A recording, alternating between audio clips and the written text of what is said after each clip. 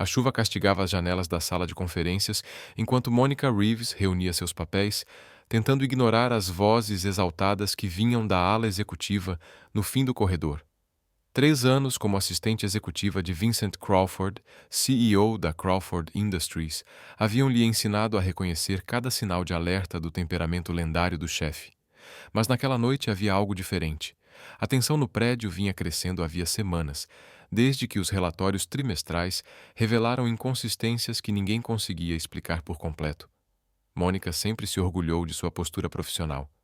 Aos 32 anos, havia subido degrau por degrau, começando como secretária em uma pequena seguradora, até conquistar aquele cargo tão disputado em uma das empresas de desenvolvimento imobiliário mais prestigiadas de Boston.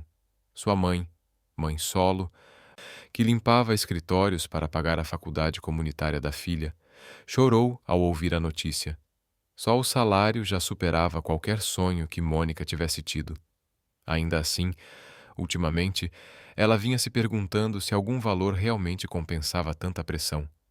Vincent Crawford era um homem complexo, brilhante, exigente e implacavelmente eficiente. Aos 45 anos, transformara a modesta construtora herdada do pai em um império bilionário. Sabia ser encantador quando queria algo, cortante quando se frustrava e absolutamente frio nos negócios. Mônica já ouvira reduzir executivos experientes a pedidos de desculpa murmurados com apenas um olhar gelado. Mas também o vira doar milhões, de forma anônima, a hospitais infantis e pagar silenciosamente tratamentos médicos de funcionários. Uma contradição viva, que mesmo após 3 anos, ela ainda não conseguia decifrar. De repente, os gritos cessaram. Mônica olhou para o relógio. 21h30 de uma quinta-feira. A maioria dos funcionários havia ido embora horas antes, mas Vincent insistira que ela ficasse para preparar documentos para a reunião emergencial do conselho na manhã seguinte. Passos ecoaram no corredor. Logo depois, Vincent surgiu à porta de seu escritório externo, com a gravata afrouxada e os cabelos prateados, sempre impecáveis, visivelmente desalinhados. "Preciso que você separe os arquivos da propriedade Henderson", disse ele com a voz áspera. "Todos. Dos últimos 5 anos." Mônica franziu a testa. "O empreendimento Henderson é um dos projetos mais antigos. Foi concluído e vendido há anos. Então é melhor começar agora." Ele se virou para sair, mas parou no meio do caminho. Mônica, não diga uma palavra sobre isso a ninguém. Nem aos outros assistentes, nem à sua família. A ninguém." O tom dele fez o estômago de Mônica se contrair. "Sr. Crawford, está tudo bem?" Por um breve instante, a máscara de controle caiu. Nos olhos dele, ela viu algo que nunca havia visto antes. Medo. "Apenas traga os arquivos", respondeu, seco. 2 horas depois, Mônica estava nos arquivos do subsolo, cercada por caixas de contratos antigos e plantas empoeiradas. As luzes fluorescentes piscavam e o sistema de aquecimento antigo rangia dentro das paredes. Ela já havia encontrado quase tudo o que Vincent pedira, mas uma caixa continuava desaparecida.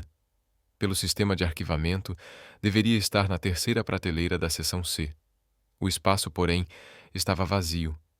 Em pé sobre um banquinho, ela vasculhava as prateleiras mais altas quando ouviu passos na escada. Vincent apareceu com uma aparência ainda pior. O rosto estava pálido, e o suor brilhava em sua testa, apesar do frio do porão. "Alguma novidade?" perguntou com a fala levemente arrastada. "Sr. Crawford, o senhor está se sentindo bem?" "Não parece nada bem." "Estou bem, só cansado." Ele se aproximou das prateleiras e cambaleou de leve. Mônica desceu rapidamente do banquinho e o segurou pelo braço para evitar que caísse. "O senhor não está bem. Quando foi a última vez que comeu?" "Hoje de manhã, talvez." Ele tentou afastar a mão dela, mas os dedos tremiam visivelmente. "Os arquivos, Mônica. Eu preciso desses arquivos antes de amanhã." "O que há neles de tão importante?" perguntou ela. Vincent a encarou por um longo momento, como se estivesse avaliando cada possibilidade. "Provas", disse por fim. Provas de que não sou eu quem está roubando esta empresa. O ar pareceu escapar dos pulmões de Mônica.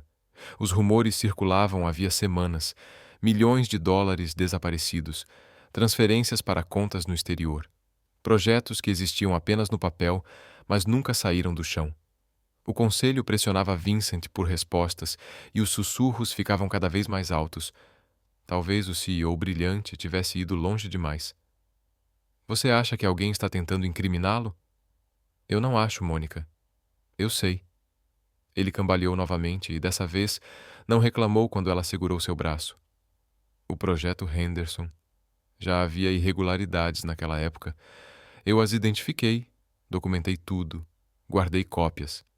Se eu encontrar esses arquivos, posso provar que esse padrão começou muito antes de eu ter acesso àquelas contas. Antes que Mônica pudesse responder, um estrondo ecoou pelo porão. Os dois congelaram.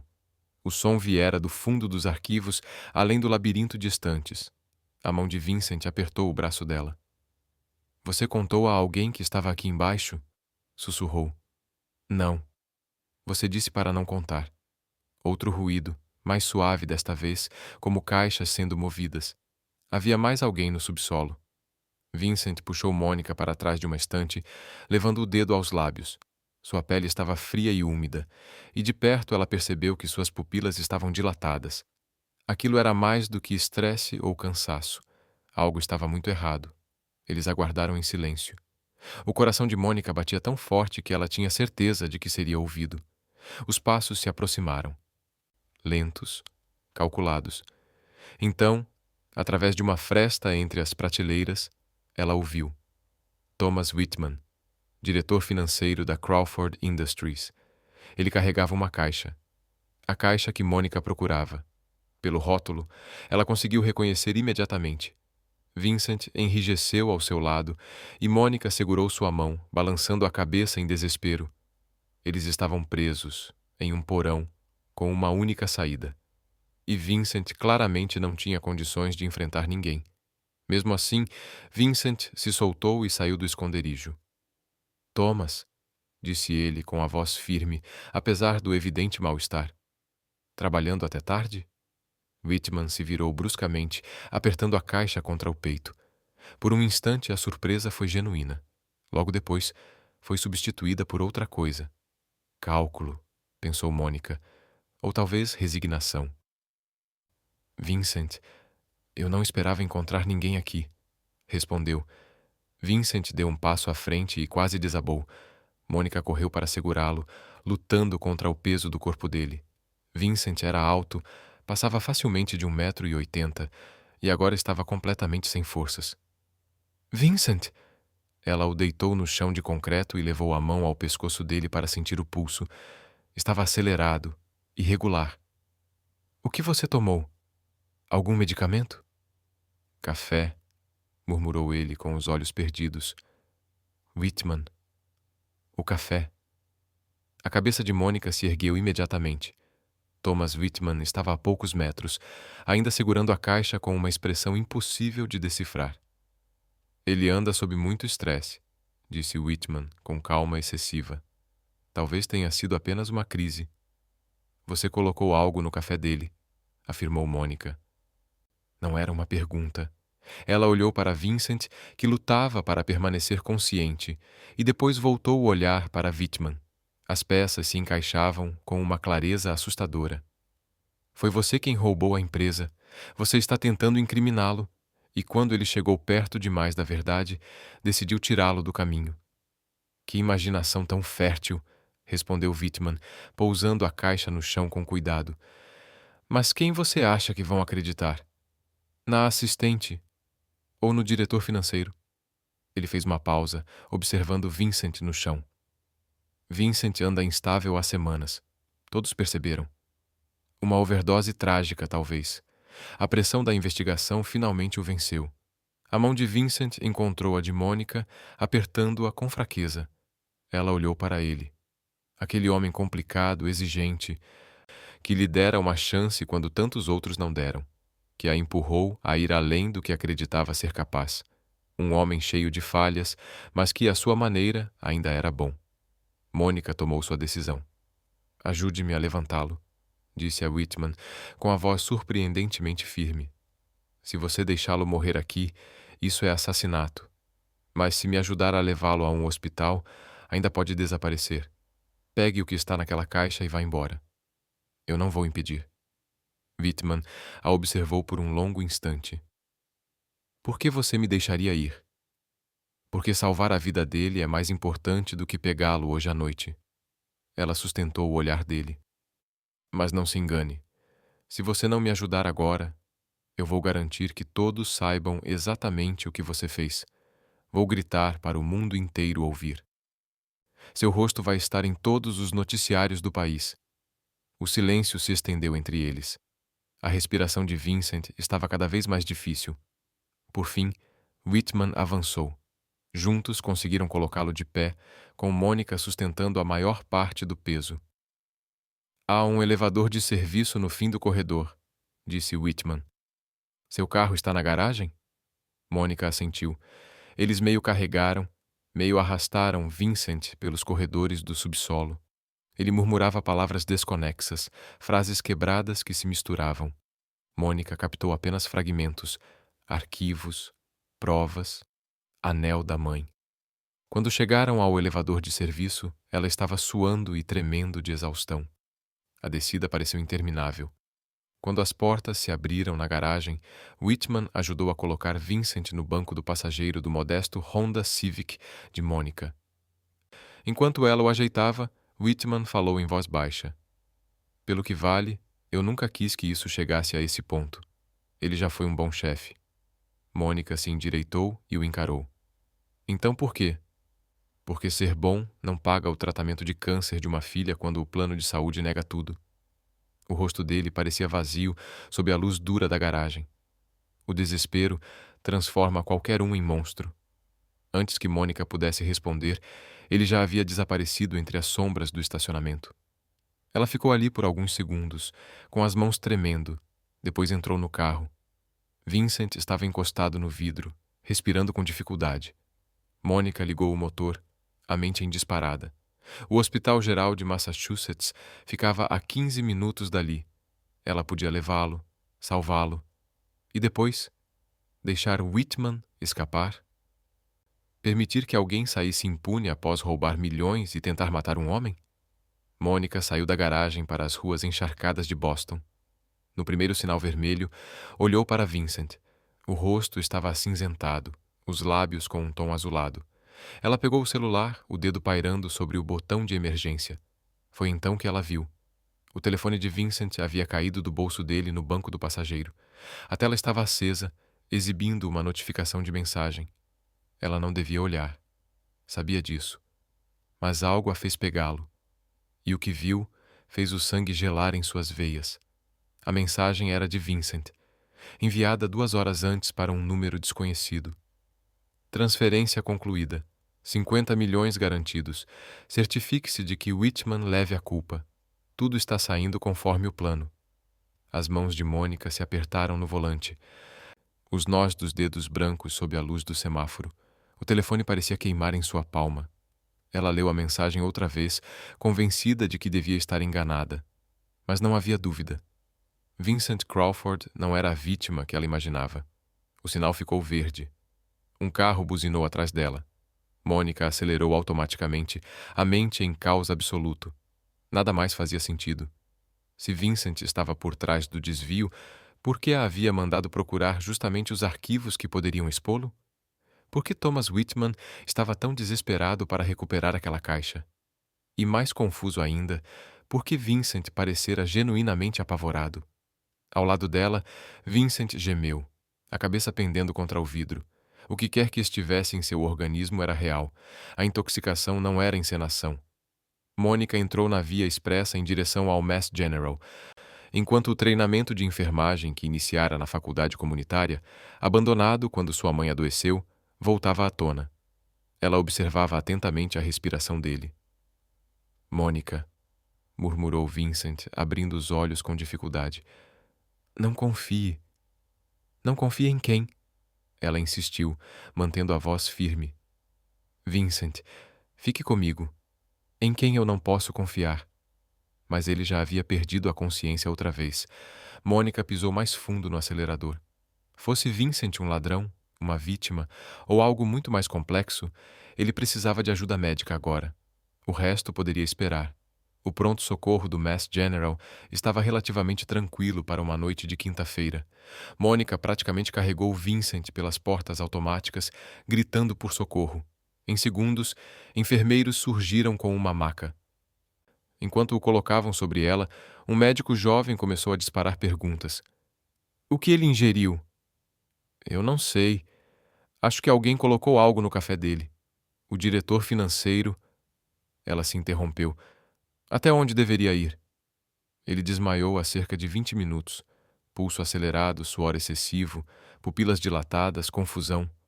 Algum histórico médico relevante? Mônica percebeu, com um aperto no peito, que não fazia ideia. 3 anos como assistente e não sabia se Vincent tinha diabetes, problemas cardíacos ou alergias. Sabia o pedido exato de café, a agenda minuciosa, a lavanderia preferida, mas nada do que realmente importava naquele momento. Eu sou apenas a assistente dele. Não sei o histórico médico. Eles já o levavam apressados pelo corredor. Uma enfermeira entregou um clipboard a Mônica. Preencha o que conseguir. Dados do convênio, contatos de emergência. Mônica ficou parada no meio do pronto-socorro, segurando o telefone de Vincent, o próprio celular, a bolsa e agora a prancheta. A sensação era de estar sonhando. Tudo parecia rápido demais e lento demais ao mesmo tempo. Ela encontrou uma cadeira de plástico e sentou-se pesadamente. Contato de emergência. Mônica sabia que Vincent tinha uma irmã na Califórnia, Andrea Crawford Morrison. Não eram próximos. Ele a mencionara talvez 2 vezes em 3 anos. Os pais já haviam falecido. Nenhuma esposa, nenhum filho. Com os dedos trêmulos, Mônica percorreu os contatos do telefone de Vincent, encontrou o número de Andrea e ligou. A mulher que atendeu soava irritada e sonolenta. Isso é melhor ser importante. Você sabe que horas são em San Diego? Senhora Crawford Morrison. Meu nome é Monica Reeves. Trabalho com seu irmão.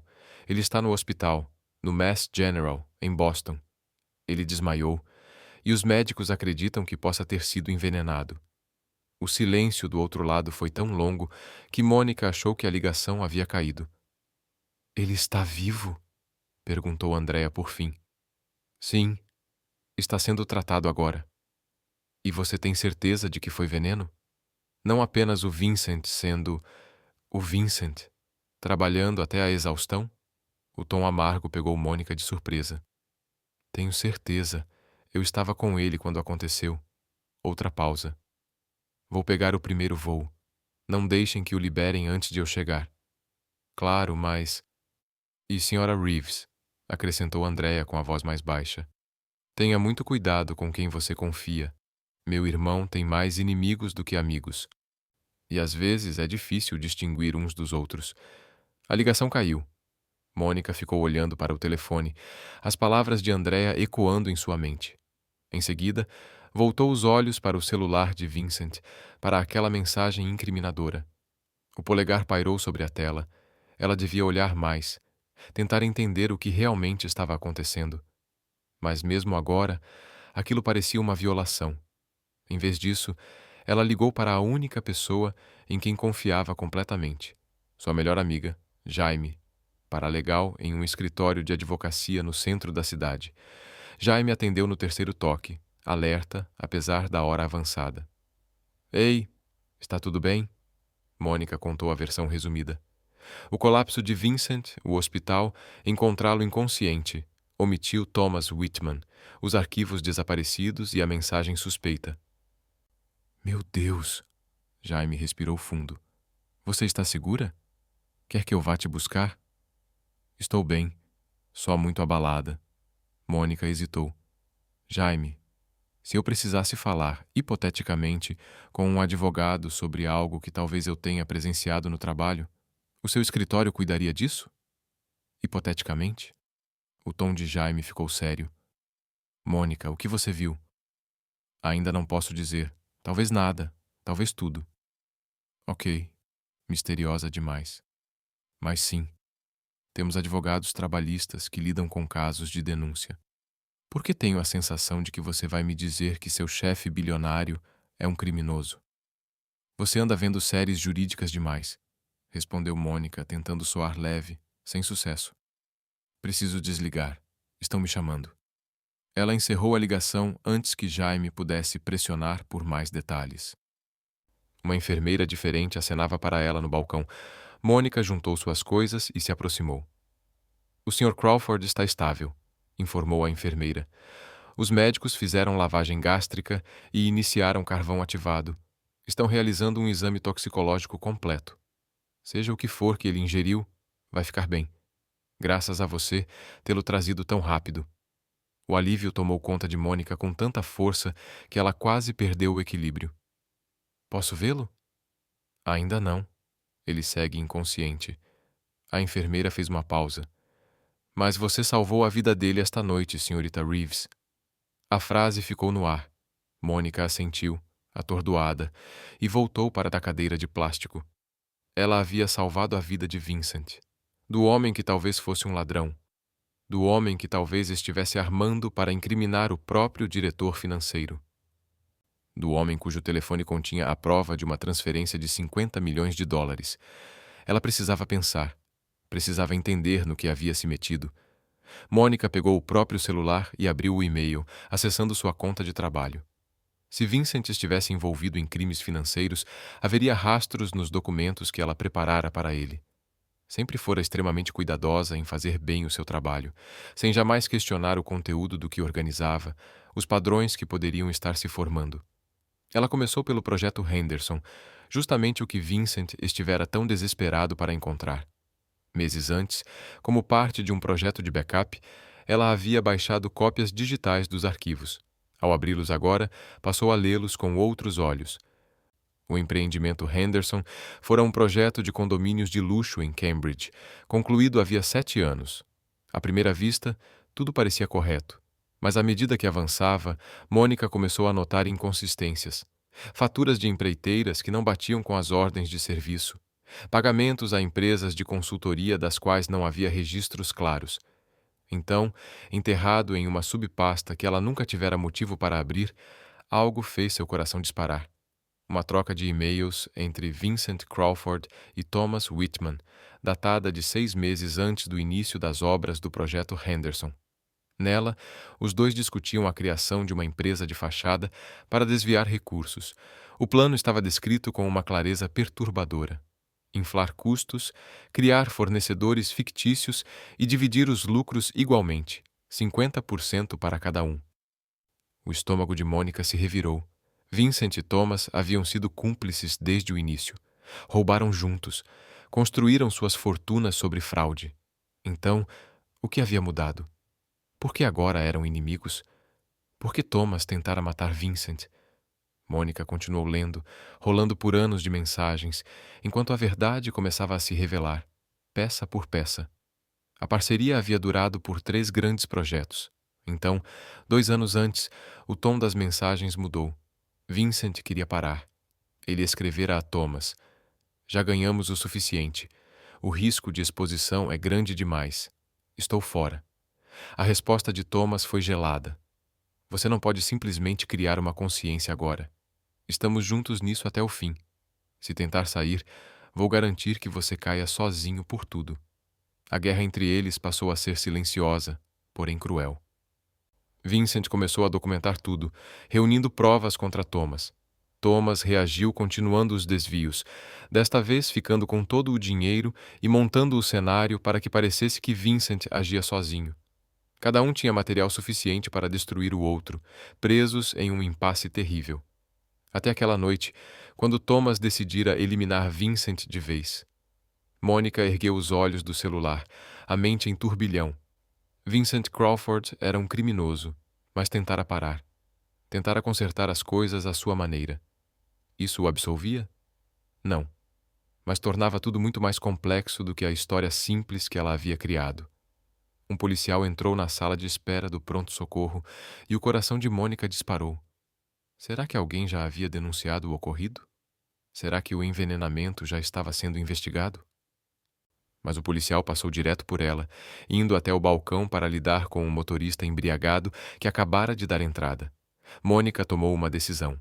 Levantou-se, foi até o banheiro e trancou-se em uma cabine. Abriu novamente o celular de Vincent. Meses antes, havia descoberto a senha. Ele usava a data de aniversário da mãe para tudo. Com rapidez, começou a tirar capturas de tela. Cada mensagem comprometora, cada e-mail incriminador, cada prova possível. Enviou tudo para seu e-mail pessoal e, em seguida, apagou os registros de envio do telefone de Vincent. Quando saiu do banheiro, 10 minutos depois, Mônica carregava provas suficientes para colocar Vincent Crawford e Thomas Whitman atrás das grades por muitos anos. A pergunta era: o que ela faria com aquilo? O celular vibrou em sua mão. Uma mensagem de um número desconhecido. Precisamos conversar. Garagem, nível 3. Venha sozinha ou Vincent morre. O sangue de Mônica gelou. Ela olhou ao redor do pronto-socorro, subitamente consciente de sua vulnerabilidade. Como sabiam que ela estava ali? Como haviam encontrado aquele lugar? Então, ela se lembrou do celular de Vincent. Ele tinha GPS. Se Thomas Whitman ainda tivesse acesso às contas de Vincent, poderia rastrear a localização. Sem perceber, ela o havia guiado até si. A enfermeira no balcão estava ocupada com papéis. O policial ainda lidava com o motorista embriagado. Mônica podia pedir ajuda, mostrar a mensagem ameaçadora, exigir proteção. Mas a mensagem dizia que Vincent morreria. Ainda havia alguém no hospital capaz de machucá-lo? Ou aquilo era um blefe? Ela pensou na mãe, que sempre lhe ensinara que fazer a coisa certa nem sempre era o caminho mais fácil. Pensou em Vincent, inconsciente em uma cama de hospital, o homem que lhe dera uma carreira e uma chance de uma vida melhor, mesmo que construída sobre dinheiro sujo. Pensou no rosto desesperado de Thomas no porão, porque o desespero transforma qualquer um em monstro. Mônica caminhou em direção ao elevador que levava à garagem, apertando o celular com tanta força que os dedos doíam. Ela havia salvado a vida de Vincent uma vez naquela noite. Talvez estivesse prestes a arriscar a própria. Ainda assim, precisava da verdade. Precisava levar aquilo até o fim, fosse qual fosse o desfecho. As portas do elevador se fecharam. Mônica apertou o botão do nível 3. Seu reflexo apareceu no metal polido das portas. Ela mal reconheceu a mulher que a encarava, determinada, assustada e absolutamente certa de que nada jamais seria igual novamente. A garagem estava quase vazia àquela hora, a estrutura de concreto ecoando com o zumbido das luzes fluorescentes e o lamento distante das sirenes na cidade. Mônica saiu do elevador no terceiro andar, o coração martelando no peito. O ar tinha cheiro de óleo e chuva, frio, metálico. Ela segurava o celular com força em uma mão, enquanto a outra se fechava em punho ao lado do corpo. Alô? Sua voz ricocheteou entre os pilares de concreto, soando menor do que gostaria. Eu estou aqui. Apareça. Por um longo instante nada aconteceu. Então vieram passos, lentos, calculados, surgindo de trás de uma van branca de entregas. Mônica ficou tensa, pronta para correr. Mas a figura que apareceu não era Thomas Whitman. Era uma mulher, na casa dos 50 e poucos anos, impecavelmente vestida com um tailleur cinza escuro, apesar da hora avançada. Os cabelos prateados estavam presos em um coque severo. Seu rosto transmitia autoridade absoluta, afiado, inteligente, com olhos que avaliavam e calculavam em um único olhar. Senhorita Reeves, disse a mulher, com uma voz firme, marcada por um sotaque refinado de Boston. Obrigada por ter vindo. Peço desculpas pelo chamado dramático, mas a discrição era essencial. Mônica permaneceu próxima ao elevador, o dedo pairando sobre o botão de emergência do celular. Quem é você? Como sabe meu nome? Meu nome é Patricia Donnelly. Sou a presidente do comitê de auditoria do conselho da Crawford Industries. Ela deu um passo à frente, erguendo as mãos em um gesto pacífico. Estou investigando as irregularidades financeiras da empresa há 6 meses e acredito que você tenha tropeçado no centro de algo extremamente perigoso. Se a senhora faz parte do conselho, por que estamos nos encontrando em uma garagem? Questionou Mônica. Por que não chamar a polícia? O sorriso de Patrícia foi curto, tenso. Porque eu não sei em qual polícia confiar. Esta investigação vai muito além de Vincent Crawford e Thomas Whitman. Há pessoas na promotoria, no gabinete do prefeito, que recebem pagamentos de empresas de fachada ligadas a Crawford Industries há anos. Se eu procurar a pessoa errada, provas desaparecem. Testemunhas se calam. Ou algo pior. Mônica sentiu o chão se mover sob seus pés. Você está dizendo que isso é corrupção em nível municipal, estadual, talvez federal? Exatamente. Patrícia assentiu. Vincent e Thomas começaram pequenos, desviando dinheiro de obras, inflando custos. Depois perceberam que podiam acelerar licenças, evitar fiscalizações, ganhar contratos que jamais deveriam vencer. Bastava dividir parte dos lucros com as pessoas certas. Ela se aproximou mais, a expressão suavizando levemente. Eu sei que você encontrou algo esta noite. Sei que Vincent a mandou buscar os arquivos do projeto Henderson. O que você viu? Mônica hesitou. Cada instinto gritava para não confiar naquela mulher. Mas esses mesmos instintos a haviam levado a confiar em Vincent, e o resultado fora devastador. Eu vi Thomas Whitman levar uma caixa de arquivos. Vi ele envenenar Vincent.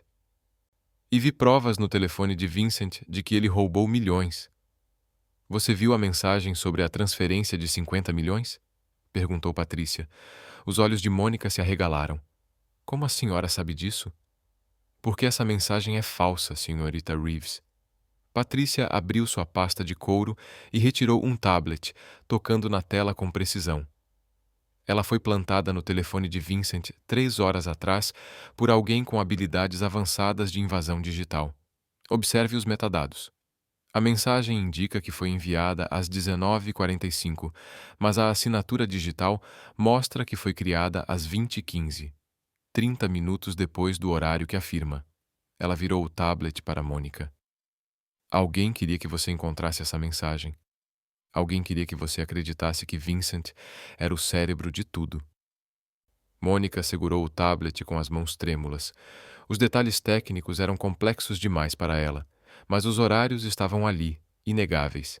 A mensagem havia sido fabricada. Thomas Whitman a plantara. Mas Thomas podia ser muitas coisas. Hacker não era uma delas. Aquilo exigia ajuda profissional, do tipo que custa caro, do tipo que vem acompanhada de conexões perigosas. O rosto de Patrícia ficou sombrio. Acredito que Thomas estivesse trabalhando com alguém mais poderoso, alguém mais acima na hierarquia, alguém que vinha usando a Crawford Industries como um cofre pessoal. Quando Vincent tentou se desvincular do esquema 2 anos atrás, essa pessoa viu uma oportunidade perfeita: incriminar Vincent, eliminar Thomas e assumir o controle total da empresa. Quem? Exigiu Mônica. Quem está por trás disso tudo? Antes que Patrícia pudesse responder, o guincho de pneus cortou o ar da garagem. Um SUV preto surgiu na curva, rápido demais para aquele espaço fechado. Patrícia agarrou o braço de Mônica e a puxou para trás de um pilar de concreto no exato momento em que o veículo passou rugindo, tão perto que o deslocamento de ar fez o cabelo de Mônica chicotear. O SUV freou bruscamente a poucos metros dali. A porta do motorista se abriu. Thomas Whitman saiu cambaleando, mas não era o homem controlado do porão. O rosto estava machucado, um corte aberto acima do olho escorrendo sangue. Ele mancava visivelmente. Corram! Arfou com os olhos arregalados. Vocês duas precisam correr agora! Thomas, o que aconteceu? Patrícia deu um passo em sua direção, mas ele levantou a mão. Eles sabem. Sabem que você está investigando, Patrícia. Sabem que a Mônica tem as provas. Estão limpando tudo. Ele se apoiou no SUV, respirando com dificuldade. Tentei fugir. Cheguei até o aeroporto. Eles estavam me esperando. Quase não escapei. Quem são eles? Perguntou Mônica, sentindo o gelo se formar no estômago. No fundo, ela já suspeitava da resposta. Thomas olhou diretamente para Patrícia. Seu parceiro no comitê de auditoria, Richard Sterling. Patrícia empalideceu. Não, sussurrou. Richard e eu trabalhamos juntos há 15 anos. Justamente, disse Thomas com amargura. Foi ele quem a convenceu a iniciar essa investigação, porque queria saber o quanto você já tinha descoberto. Ele alimentou você com informações selecionadas, manteve seus olhos em mim e em Vincent, enquanto desviava a atenção da operação real. Thomas endireitou-se com esforço, o rosto contraído pela dor. Sterling vem desviando dinheiro da Crawford Industries há mais de uma década. Vincent e eu éramos amadores perto dele. Quando Vincent criou consciência e quis encerrar nosso esquema, Sterling viu a chance perfeita. Me procurou, prometeu ajuda para incriminar Vincent e assumir tudo. Eu estava desesperado. As contas médicas da minha filha estavam me esmagando. Eu aceitei. Mas você tentou matar o Vincent, disse Mônica, com a voz dura. Não. A negação de Thomas foi imediata, feroz. Eu deveria dar a ele algo para deixá-lo confuso, desorientado, algo que o fizesse parecer instável na reunião do conselho. Ajudaria a vender a história de um colapso, talvez um desvio cometido em desespero. Ele engoliu em seco. Sterling me deu o remédio. Disse que era um sedativo leve. Não era. Era muito mais forte. Potencialmente fatal. Ele queria matar Vincent e fazer de mim o assassino. Patrícia já puxava o celular. Vamos chamar a polícia agora. O FBI, a polícia estadual. Não há tempo, interrompeu Thomas. Sterling sabe que Vincent está vivo. Sabe que você está aqui, Patrícia. Vi os homens dele seguindo você. Ele vai agir esta noite, contra todos nós. Como se suas palavras tivessem convocado o perigo, outro veículo entrou no andar da garagem. Um sedã cinza elegante. Movia-se devagar, silencioso, predatório. Patrícia ficou rígida ao lado de Mônica. É o carro do Sterling, murmurou. O sedã parou. O motor permaneceu ligado. Ninguém saiu. O elevador estava logo atrás delas. Elas estavam encurraladas. O carro de Sterling bloqueava a única saída. Thomas estava ferido demais para ajudar em qualquer confronto. A mente de Mônica corria em disparada. Ela ainda tinha o celular de Vincent. Tinha as capturas de tela enviadas para o próprio e-mail. Tinha provas de tudo. Os crimes originais, a armação, cada detalhe. Mas provas não significavam nada se todos morressem ali. O hospital tem câmeras de segurança, disse Mônica de repente. A garagem, a emergência, tudo é monitorado. Se algo acontecer conosco aqui, haverá imagens. Sterling não pode apagar tudo. Ele não precisa apagar tudo, respondeu Thomas com a voz carregada. Só o suficiente para confundir, fazer parecer um acidente trágico, ou um assalto que deu errado. A porta do sedã se abriu. Richard Sterling saiu do carro e Mônica o reconheceu imediatamente. Já o tinha visto em reuniões do conselho. Um homem distinto, na casa dos 60 anos, sorriso de político e aperto de mão firme. Parecia o retrato do sucesso, respeitável e confiável, o que o tornava ainda mais perigoso. Patrícia, chamou ele com a voz calorosa, quase afetuosa. Tenho tentado falar com você. Quando soube da hospitalização do Vincent, vim imediatamente. Precisamos conversar sobre como lidar com a imprensa. Patrícia saiu de trás do pilar, a postura ereta, firme. Fique onde está, Richard. O sorriso dele não vacilou. Minha querida, você está sendo paranoica. O Sr. Whitman claramente encheu sua cabeça de absurdos. Ele é um desfalcatário, confesso, desesperado para desviar a culpa. Você não pode realmente acreditar. Eu acredito que você vem roubando a Crawford Industries há 10 anos, interrompeu Patrícia com clareza cortante. Acredito que manipulou Thomas Whitman para envenenar Vincent Crawford. Acredito que pagou autoridades da cidade para fecharem os olhos. E acredito que está aqui agora para silenciar todos que conhecem a verdade. O sorriso de Sterling finalmente desapareceu. Por um instante, a máscara caiu e Mônica viu o cálculo frio por trás dos olhos. Provas, Patrícia? Disse ele baixo. Você tem alguma prova dessas acusações absurdas? Mônica ergueu o celular de Vincent. análise de metadados das mensagens forjadas, cadeias de e-mails documentando o esquema inicial de desvio, registros bancários mostrando transferências para contas no exterior, comprovantes de pagamentos a autoridades. Parte daquilo era blefe, mas Sterling não precisava saber. E tudo está salvo em 3 locais diferentes, com instruções para ser enviado ao FBI, ao Boston Globe e ao Wall Street Journal, se algo acontecer com qualquer um de nós. Era uma aposta arriscada. Mônica havia enviado as capturas apenas para seu e-mail pessoal, mas Sterling não tinha como ter certeza disso. Ele a observou por um longo momento, então riu, um riso genuíno ecoando pela estrutura de concreto. Você está mentindo, disse ele, mas admiro a tentativa. Sterling tirou algo do bolso do paletó. Não era uma arma, como Mônica temera. Era um telefone. Você está certa sobre uma coisa, senhorita Reeves. O hospital tem câmeras de segurança. Mas sabia que eu faço parte do conselho administrativo do hospital? Ele ergueu o celular levemente. Tenho acesso aos sistemas de segurança e acabei de enviar uma mensagem para alguém muito competente que está neste momento no quarto de Vincent Crawford, desligando os monitores. O ar pareceu desaparecer do lugar. Em aproximadamente 3 minutos, continuou Sterling, consultando o relógio. A menos que eu envie um código de cancelamento, seu chefe vai morrer. Ele levantou o olhar, tranquilo. Então vamos conversar sobre o que você pretende fazer com esse telefone. O sangue de Mônica virou gelo. Ela estivera tão focada em sobreviver que se esquecera de Vincent, inconsciente e indefeso.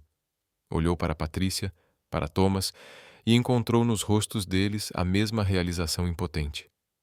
Você está blefando, disse ela, mas sua voz tremeu.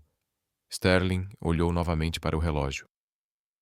2 minutos e 30 segundos. Seu tom era calmo, quase gentil. Me dê o telefone, senhorita Reeves. Me dê o telefone. E Vincent vive. Ele abriu um leve sorriso. Vocês todos poderão ir embora.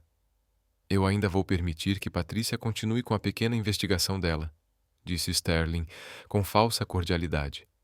Só vou garantir que ela nunca encontre nada realmente utilizável. Todos ganham, exceto as pessoas que você roubou, rebateu Mônica. Exceto a cidade que paga o preço da sua corrupção. Exceto cada empreiteiro honesto que perdeu contratos porque você manipulou o sistema. 2 minutos, respondeu Sterling, tranquilamente. Mônica pensou em sua mãe, que limpou escritórios e sacrificou o próprio corpo para que a filha tivesse uma vida melhor. Pensou em Vincent, difícil, cheio de falhas, mas tentando, à sua maneira torta, consertar o que havia feito. Pensou em todas as escolhas que a haviam levado até ali. Uma garagem à meia-noite, provas nas mãos, diante de um homem poderoso disposto a tudo. Pensou na mensagem que havia enviado mais cedo para Jaime, dizendo que precisava de um advogado. Então Mônica pegou o próprio celular e fez a ligação. Jaime atendeu na primeira chamada. Mônica, o que está acontecendo? Preciso que você faça exatamente o que eu disser, falou ela, firme. Abra seu e-mail. Enviei arquivos hoje à noite. Baixe tudo agora e encaminhe imediatamente ao sócio sênior do seu escritório. Houve um silêncio tenso do outro lado da linha. Diga a ele que é prova de uma fraude corporativa de grande escala. Diga que estou neste momento na garagem do Mass General, nível 3, com Richard Sterling, que está ameaçando matar Vincent Crawford se eu entregar este telefone. Peça para ele ligar para o FBI agora e mandar agentes para cá. A voz de Jaime falhou. Mônica. Meu Deus. Jaime, continuou ela sem hesitar. Se algo acontecer comigo, garanta que esses arquivos cheguem a todos os veículos de imprensa da cidade. Promete? Eu prometo, disse ele com urgência. Estou abrindo agora. Mas, por favor. Mônica desligou. Ergueu o olhar para Sterling, cuja expressão agradável havia congelado. Sua vez, Sr. Sterling. Você pode matar Vincent. Pode nos matar. E ainda assim vai para a prisão. Ou pode ir embora agora mesmo e rezar para que seus advogados sejam melhores do que os promotores federais que estão vindo atrás de você. O rosto de Sterling ficou pálido, depois vermelho. Você está blefando. Não enviou nada. 1 minuto, disse Mônica, olhando o relógio no celular. Ela tremia tanto que mal conseguia segurá-lo, mas manteve a voz firme. 58 segundos até você se tornar um assassino. Vale a pena, Sr. Sterling? Alguma quantia em dinheiro vale passar o resto da vida na prisão? O silêncio se estendeu, pesado, quebrado apenas pelo ronco dos motores ligados e pelo coração de Mônica disparado no peito. Ao longe, sirenes começaram a soar. Se eram para eles ou para outra emergência, ela não sabia. Sterling olhou para cada um deles, um por um. Seu rosto estava indecifrável, então ele entrou no carro. Isso não acabou, disse pela janela aberta. Acabou sim, respondeu Patrícia em voz baixa. O sedã cinza deu ré, virou e desapareceu pela rampa. Por alguns segundos, ninguém se moveu. Então Thomas cedeu, apoiando-se no SUV, até escorregar e sentar no chão de concreto.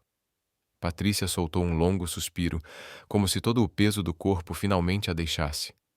Mônica começou a chorar, soluços profundos, misto de alívio, medo e adrenalina se dissipando. O telefone tocou. Mônica. O FBI está a caminho, disse Jaime aflito. Mandaram vocês ficarem onde estão, não se moverem, não tocarem em nada. Você está bem? Por favor, me diga que está bem. Estou bem, respondeu Mônica com dificuldade. Jaime, eu estou bem. Ela não sabia se era totalmente verdade. Mas Vincent estava vivo. Sterling estava fugindo. E em algum lugar na noite, as sirenes se aproximavam. Por enquanto, aquilo bastava. O FBI chegou em força total. 3 SUVs pretos e 2 carros descaracterizados invadiram a garagem com luzes piscando. Agentes armados tomando o local. Mônica se viu envolta em um cobertor, apesar da noite amena de setembro, sentada na parte de trás de uma ambulância, enquanto um paramédico verificava seus sinais vitais e um agente atento, chamado Torres, colhia seu depoimento pela 3ª vez. Só para eu ter certeza de que entendi, disse a agente Torres, com a caneta suspensa sobre o bloco de anotações. Você descobriu que seu chefe estava desviando dinheiro junto com o diretor financeiro. O diretor financeiro tentou matar seu chefe. Você salvou a vida dele, descobriu provas de uma conspiração muito maior e depois confrontou o verdadeiro mentor de tudo isso em uma garagem.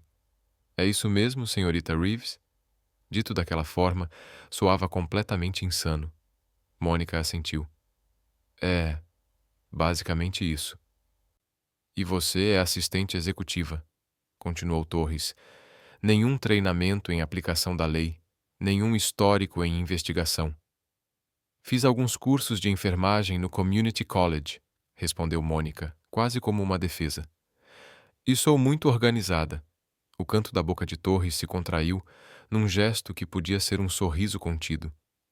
Bem, suas habilidades organizacionais podem ter acabado de abrir o maior caso de corrupção municipal que Boston viu nos últimos 20 anos. Richard Sterling foi detido no aeroporto Logan tentando embarcar em um jato particular rumo às Ilhas Cayman. Estávamos construindo um caso contra ele há 8 meses, mas não tínhamos provas suficientes para avançar. O que você nos entregou esta noite foi exatamente o que faltava. Mônica olhou pela garagem até onde Patrícia Donnelly conversava com outro grupo de agentes, a postura impecavelmente ereta, apesar de tudo o que havia acontecido. Thomas Whitman havia sido levado para o hospital, suas lesões exigindo atendimento imediato, com um guarda armado do lado de fora do quarto. O que vai acontecer com Thomas? E com Vincent? Perguntou Mônica. É complicado, admitiu Torres. Whitman cooperou esta noite, o que conta a favor dele. Deve responder por conspiração e possivelmente tentativa de homicídio, dependendo do quanto ele sabia sobre a letalidade do veneno. Mas, com um bom advogado e essa cooperação, pode evitar uma pena pesada. Quanto a Crawford, ela consultou as anotações. O envolvimento dele no esquema original de desvio, é claro. Mas também é fato que ele tentou parar tudo e documentou as irregularidades. O procurador federal vai decidir como proceder. Ele certamente enfrentará acusações. Se cumprirá a pena de prisão ou não, isso ainda é incerto. Mônica sentiu um turbilhão estranho de emoções. Vincent Crawford havia quebrado a lei, roubara, mentira, participado de corrupção, mas também tentara consertar as coisas, e de forma distorcida, seus crimes haviam levado à exposição de algo muito maior e muito mais perigoso. Posso vê-lo? Perguntou Mônica. O Vincent.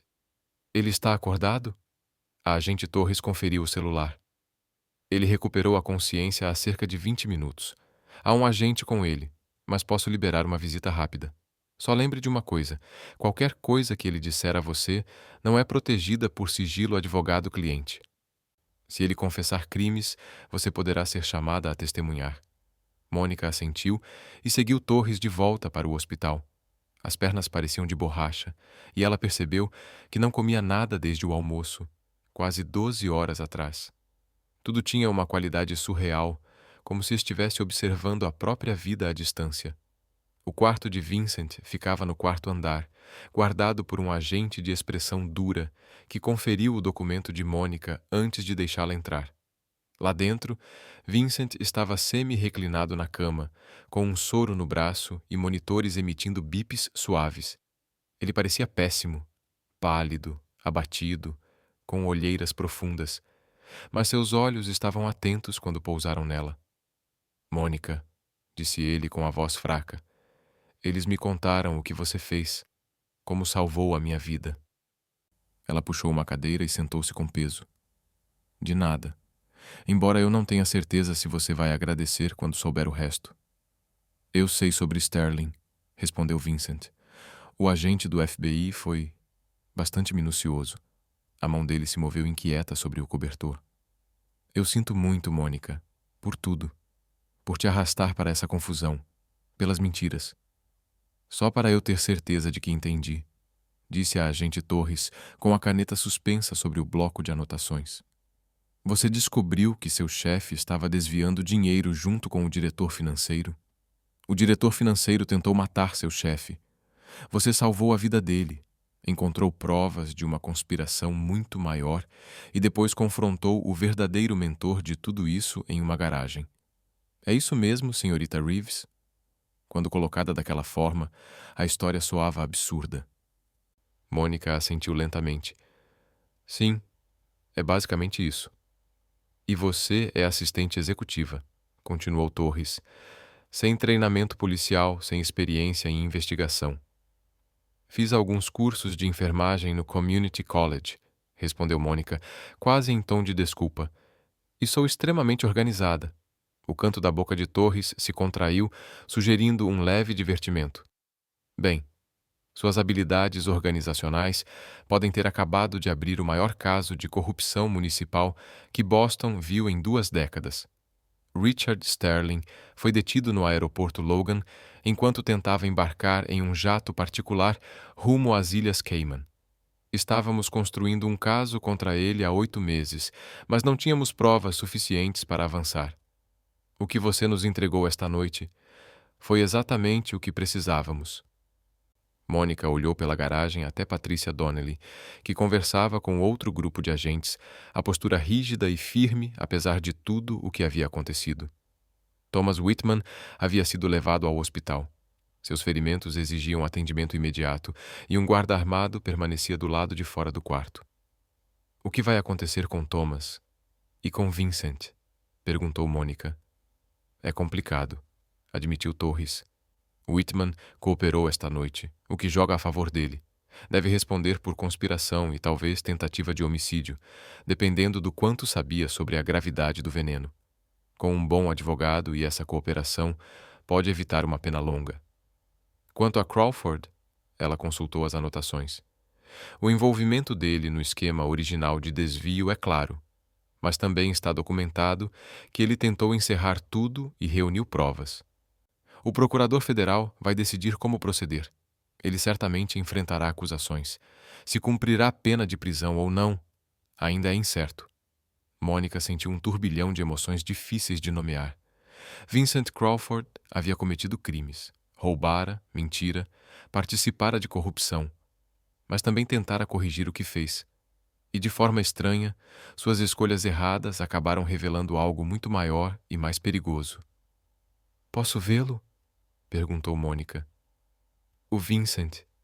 Ele está acordado? A agente Torres conferiu o celular. Ele recuperou a consciência há cerca de 20 minutos. Há um agente com ele, mas posso autorizar uma visita rápida. Só lembre, qualquer coisa que ele disser a você não é protegida por sigilo advogado-cliente. Se ele confessar crimes, você poderá ser chamada a testemunhar.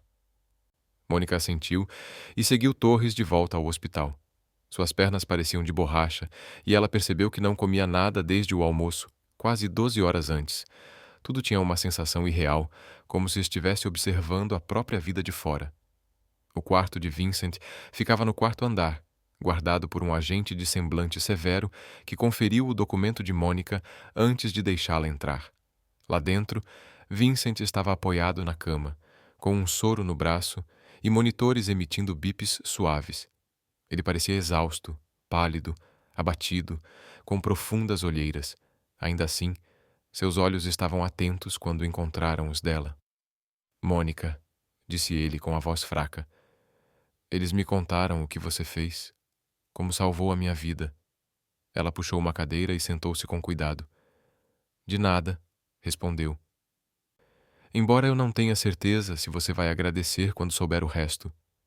Eu sei sobre o Sterling, disse Vincent. O agente do FBI foi bastante detalhado. A mão dele se moveu inquieta sobre o cobertor. Eu sinto muito, Mônica, por tudo. Por te arrastar para essa confusão. Pelas mentiras. A voz dele falhou. Por ser exatamente o tipo de homem que meu pai sempre disse que eu me tornaria. Durante a subida no elevador, Mônica havia ensaiado o que diria. Planejara ser fria, profissional, tratá-lo apenas como o criminoso que ele era. Mas vê-lo daquele jeito, quebrado, envergonhado e assustadoramente vulnerável, fez sua raiva se transformar em algo muito mais complexo. Por que você fez isso? Perguntou em voz baixa. O desvio de dinheiro. Você tinha tudo. Seu pai construiu esta empresa do zero e deixou tudo para você. Por que arriscar tudo? Vincent ficou em silêncio por um longo momento. Meu pai construiu a empresa, sim, mas fez isso com intimidação, subornos e atalhos perigosos. Quando ele morreu, eu herdei o império dele e os métodos dele. Thomas Whitman veio até mim 5 anos atrás com sugestões para aumentar nossas margens de lucro. Eu sabia exatamente o que ele estava propondo e aceitei, porque era isso que meu pai teria feito. Foi assim que eu fui criado. Ele ergueu os olhos vazios. Achei que estava continuando o legado dele. Só percebi tarde demais que estava continuando os pecados dele. Mas você tentou parar, disse Mônica. 2 anos atrás você quis sair. Eu vi no que estávamos nos tornando, no que eu tinha me tornado. Minha mãe, antes de morrer, me fez prometer que eu seria melhor do que meu pai. Eu quebrei essa promessa completamente. Ele engoliu em seco. Então comecei a documentar tudo, a montar um dossiê. Achei que se pudesse expor a corrupção, ajudar as autoridades a limpar o setor da construção, talvez isso significasse alguma coisa. Talvez eu pudesse deixá-la orgulhosa, mesmo depois de morta. Foi por isso que eu precisava dos arquivos de Henderson. Aqueles arquivos provavam que Sterling estava envolvido desde o início. Foi ele quem apresentou Thomas a mim, quem sugeriu que todos poderíamos lucrar juntos. Quando tentei sair, ele me ameaçou. Então decidi destruí-lo primeiro. O riso de Vincent foi amargo. Só que eu não era tão inteligente quanto pensava. Sterling estava sempre 3 passos à frente. Mônica tirou o celular de Vincent do bolso e o colocou sobre a mesa ao lado da cama. O FBI já tem cópias de tudo. Os e-mails, a mensagem falsa que ele plantou, tudo. Você vai responder por isso, Vincent. Você sabe. Eu sei. Ele olhou para o telefone e depois para ela. Mônica, você poderia ter me deixado morrer esta noite. No porão, no carro, em qualquer momento. Poderia ter ido embora e deixado tudo para trás. Por que não fez isso? Ela vinha se fazendo a mesma pergunta. Porque, apesar de tudo, você me deu uma chance quando ninguém mais deu. Porque eu vi você fazer coisas boas, mesmo que financiadas por dinheiro sujo. Porque... Ela hesitou, procurando as palavras certas. Porque as pessoas são complicadas. Você não é apenas a soma das suas piores escolhas. Vincent fechou os olhos. Isso é mais compaixão do que eu mereço. Provavelmente, concordou Mônica. Mas nem sempre recebemos o que merecemos. Às vezes, recebemos o que precisamos. Uma batida suave interrompeu o momento. A agente Torres entrou no quarto. Senhorita Reeves, há alguém que gostaria de falar com você. Mônica seguiu Torres até a sala de espera, onde uma mulher alta e elegante, na casa dos 50 anos, estava perto da janela. Ao se virar, Mônica a reconheceu imediatamente pelas fotos no escritório de Vincent. Andrea Crawford Morrison, a irmã dele. Senhorita Reeves, disse Andrea, estendendo a mão. Peguei um voo mais cedo. Fiquei sabendo do que aconteceu esta noite. Do que você fez pelo meu irmão. O aperto de mão era firme, o olhar atento, mas gentil. Mônica ficou subitamente consciente das roupas amassadas, do rosto marcado pelas lágrimas, do cobertor ainda sobre os ombros. Eu só fiz o que qualquer pessoa faria, disse Mônica. Não, corrigiu Andrea com suavidade. Você fez o que quase ninguém faria, continuou Andrea. Salvou a vida de um homem que mentiu para você, que colocou você em perigo, e depois fez algo ainda mais difícil. Disse a verdade, mesmo sabendo que ele teria de enfrentar as consequências. Ela apontou para as cadeiras. Podemos nos sentar? Gostaria de conversar sobre algo. Elas se sentaram. A agente Torres permaneceu por perto, atenta, mas respeitando o espaço. Andrea entrelaçou as mãos no colo com uma expressão reflexiva. Eu deixei Boston há 15 anos porque não suportava ver no que Vincent estava se transformando, disse ela. Nosso pai era um empresário brilhante, mas um homem terrível. Vincent o idolatrava, queria ser exatamente como ele. Eu tentei dizer que existiam outras formas de ter sucesso, outros tipos de legado que valiam a pena construir. Ela suspirou, com um sorriso triste. Ele não quis ouvir. Não nos falamos há 3 anos. Eu já o tinha considerado um caso perdido. Ele não é, disse Mônica, impulsivamente. Ele fez escolhas terríveis, mas estava tentando consertar. Documentou tudo. Construiu um caso contra Sterling. Ele queria ser melhor. Eu sei, respondeu Andrea. O agente do FBI me contou. O olhar dela se tornou mais firme. Meu irmão vai precisar de um bom advogado. Mais do que isso, vai precisar de alguém que acredite que ele ainda é capaz de redenção. Alguém que tenha visto o pior dele. E também o que ainda resta de bom. Senhorita Reeves, eu gostaria de lhe oferecer um emprego. Mônica piscou, surpresa. Desculpe? Eu dirijo uma fundação em San Diego, explicou Andrea. Financiamos programas educacionais para crianças em situação de vulnerabilidade.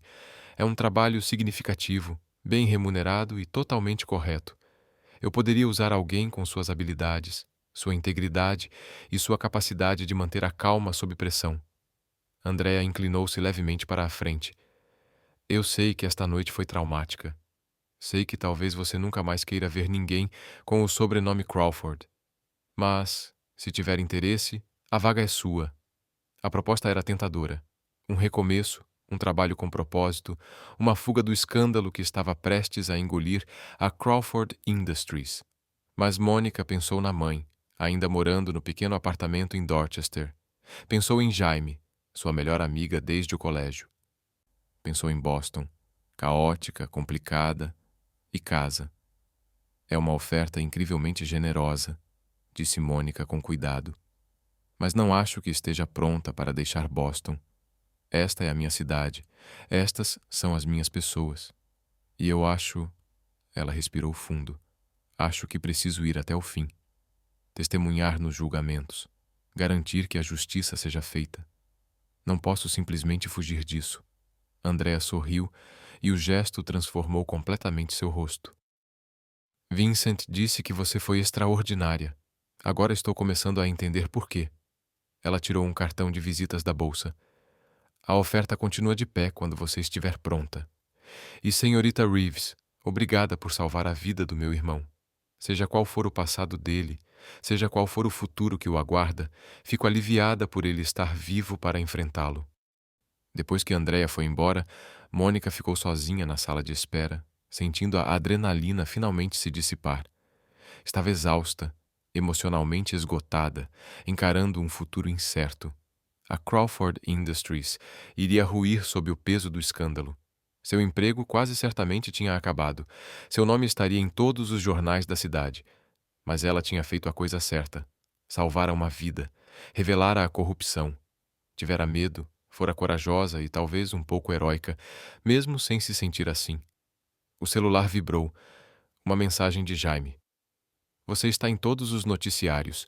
Estão te chamando de a assistente denunciante que derrubou o maior esquema de corrupção de Boston. Ah, e meu escritório quer te contratar imediatamente. O sócio acabou de me ligar. Aparentemente, integridade está muito em alta no mercado. Me liga quando puder. Te amo. Mônica riu. Um riso meio histérico, que arrancou olhares preocupados das enfermeiras próximas. Ela respondeu. Também te amo. Chego em casa em breve. Mônica se levantou, pronta para ir para casa quando percebeu Patrícia Donnelly se aproximando. A mulher mais velha parecia exausta, mas satisfeita. O conselho votou remotamente há cerca de 1 hora. A Crawford Industries vai entrar em recuperação judicial enquanto a situação legal se resolve, disse Patrícia, mantendo o olhar firme em Mônica. Fui nomeada CEO interina. Ela segurou o olhar de Mônica. Vamos precisar de um exército de advogados, contadores e investigadores para desfazer essa bagunça. Também precisaremos de pessoas que entendam como a empresa realmente funciona, que saibam onde os corpos estão enterrados, falando metaforicamente. Quero que você fique se estiver disposta. Um cargo diferente, título maior, aumento significativo. Você vai trabalhar diretamente comigo para limpar este desastre. Mônica pensou por talvez 3 segundos. Quando começo? Segunda-feira. Aproveite o fim de semana para descansar. Você merece. A expressão de Patrícia suavizou. O que você fez hoje à noite exigiu coragem, senhorita Reeves. Coragem de verdade. Nem todos fariam as escolhas que você fez. Depois que Patrícia se foi, Mônica finalmente se dirigiu ao carro, que ainda estava exatamente onde ela o havia deixado horas antes. Parecia que uma vida inteira se passara desde que carregara Vincent inconsciente até aquele carro, desde quando era apenas uma assistente executiva tentando fazer seu trabalho. Ela sentou-se no banco do motorista por um instante, observando o nascer do sol tingir o horizonte de Boston em tons dourados e rosa. Em algum lugar da cidade, Richard Sterling estava sob custódia federal. Thomas Whitman estava em um leito hospitalar, vigiado, com as contas médicas da filha prestes a serem cobertas por um fundo federal de denúncias. Vincent Crawford estava vivo, enfrentando a justiça, mas também a possibilidade de redenção. E Monica Reeves, a garota de Dorchester que se sustentou através de faculdade comunitária com bolsas e muita determinação, estava prestes a ajudar a reconstruir uma das maiores empresas de Boston do zero. Seu telefone tocou mais uma vez. Número desconhecido. Ela quase não atendeu, mas algo a fez pegar. Senhorita Reeves?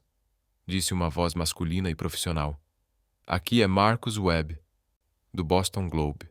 Espero que considere nos conceder uma entrevista exclusiva sobre os acontecimentos de hoje à noite.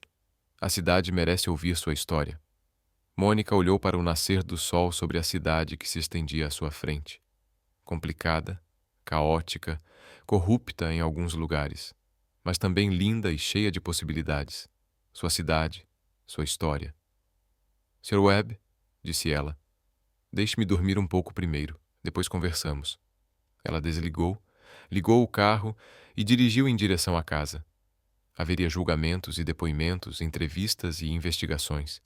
Perguntas difíceis e respostas ainda mais difíceis. Mas por enquanto o sol surgia sobre Boston e a cidade acordava com a notícia do escândalo de corrupção, Monica Reeves se permitiu sentir algo que não sentia há muito tempo: esperança. Ela havia carregado seu chefe bilionário inconsciente para um lugar seguro e o entregue às autoridades na manhã seguinte. Ela expôs corrupção, salvou uma vida e talvez, só talvez, ajudou a colocar um homem quebrado no caminho da redenção. Não era o final que esperava ao chegar ao trabalho naquela manhã. Mas ao chegar ao estacionamento do seu apartamento e ver sua mãe esperando nos degraus, braços abertos, Mônica percebeu que era exatamente o final de que precisava. Às vezes, fazer a coisa certa significava trair quem confiava em você. Às vezes, significava arriscar tudo.